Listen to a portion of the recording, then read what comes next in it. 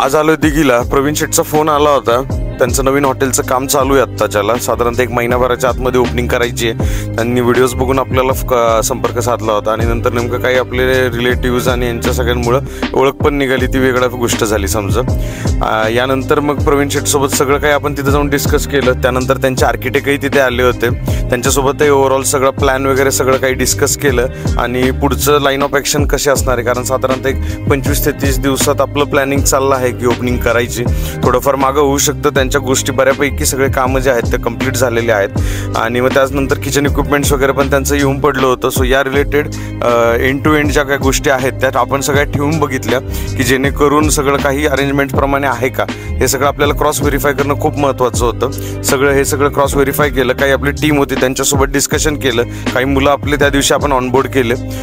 So त्यानंतर सगळं discussion वगैरे करून पुढच्या लाईन ऑफ ॲक्शन सगळ्या ठरवल्यात. पूर्ण प्रोजेक्ट आहे आता, त्यामुळे काही याच्या व्हिडिओज तुम्हाला येतच राहणार आहेत. चालतंय, भेटूया उद्या. तोपर्यंत लाईक करा, फॉलो करा, शेअर करायला विसरू नका.